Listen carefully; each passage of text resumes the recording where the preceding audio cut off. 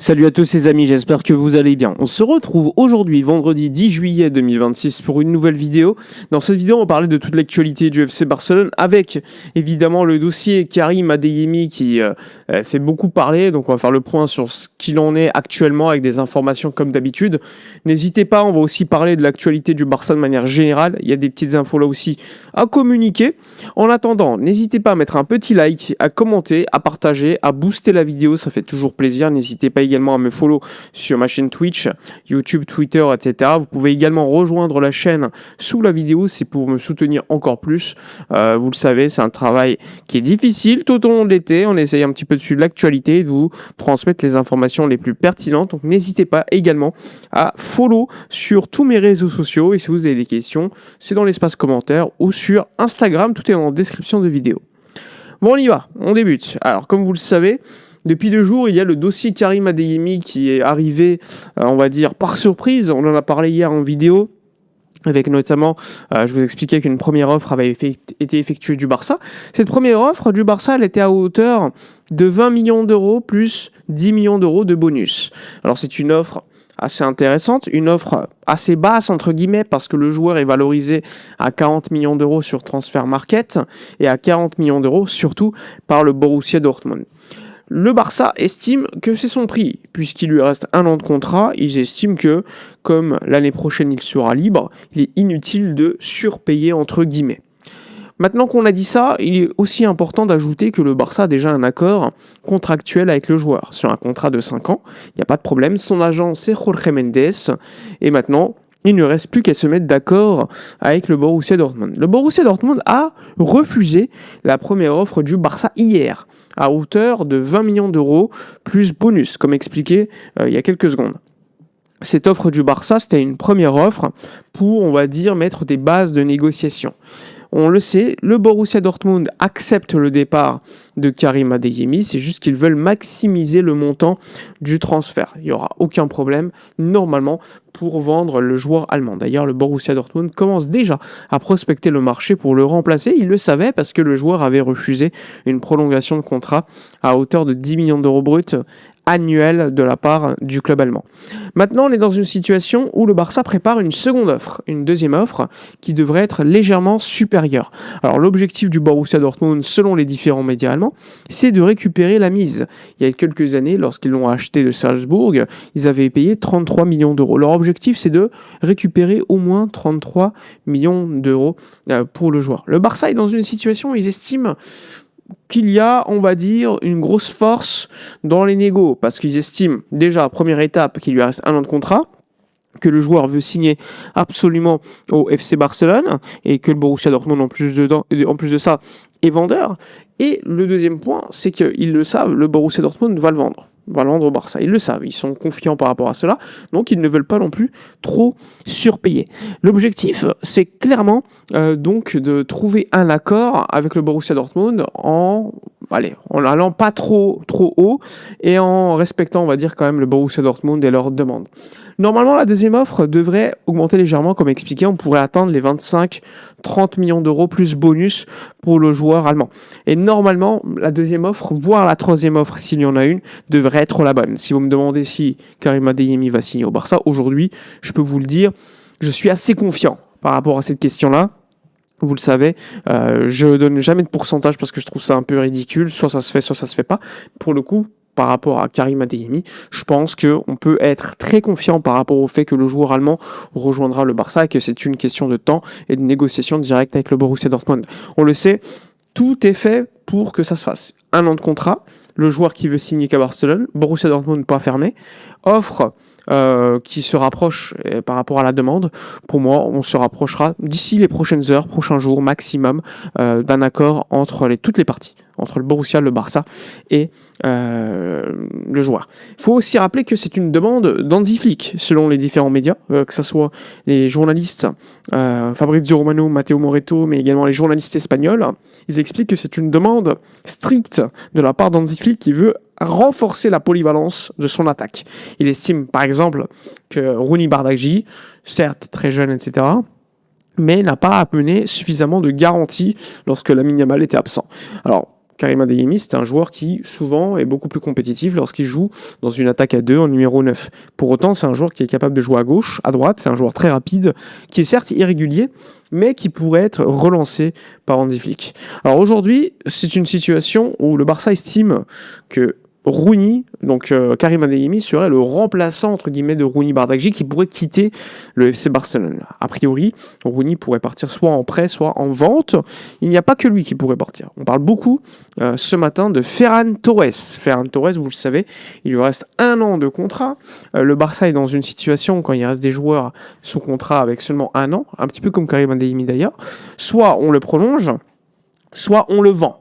Ils ne veulent pas que le joueur parte libre. Après, le joueur peut évidemment refuser et partir libre parce qu'il estime que voilà, j'ai pas envie de prolonger, j'ai pas envie de partir maintenant, je veux une prime à la signature l'année prochaine.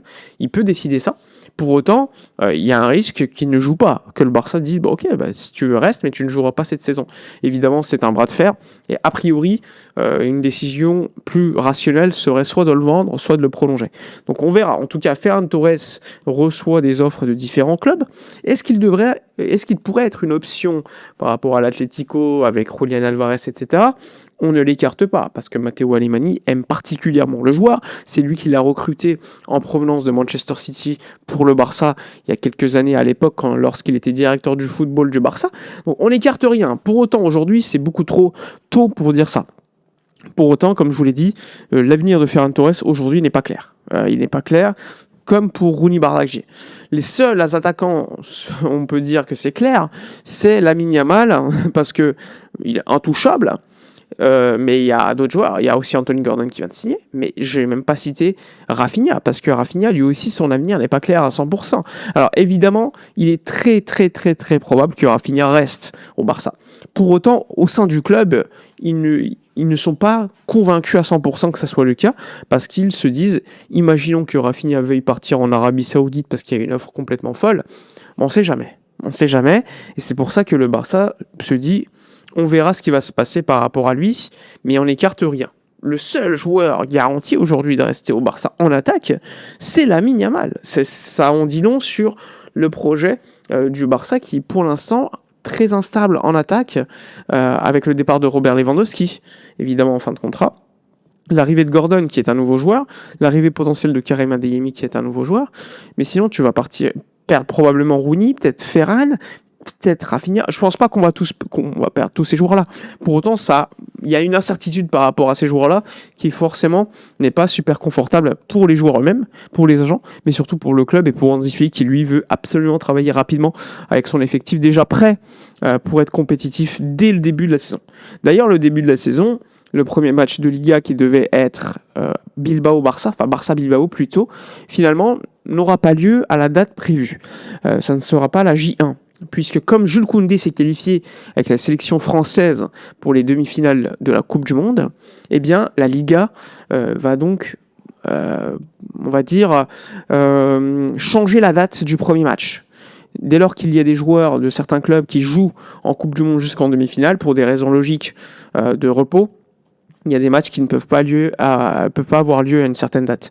Donc, en plus, il y a encore la sélection espagnole qui joue ce soir, qui en cas de qualification, tu as plein de joueurs du Barça. Forcément, la J1 devrait être déplacée pour le Barça, qui ne jouera pas contre Bilbao pour la J1. Donc, c'est important de le préciser. Ça permettra d'avoir un peu plus de repos, que les travaux du stade avancent un peu plus, une semaine de plus, sans match au sein du stade. Donc, ça permet aussi d'avancer un peu plus.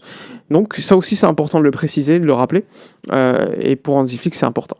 Il y aura des matchs évidemment de pré-saison, il y en a déjà plusieurs qui sont prévus. Il y en a un contre un club qui s'appelle Europa, qui est un club je crois de 4e ou 3e division espagnole, qui sera fermé. Donc ça sera entre les joueurs du Barça le 24 juillet et les joueurs de Europa. Il y a aussi un match contre Birmingham, je crois, au Birmingham Stoke City, l'un des deux, qui va se jouer lors de la pré-saison en Angleterre.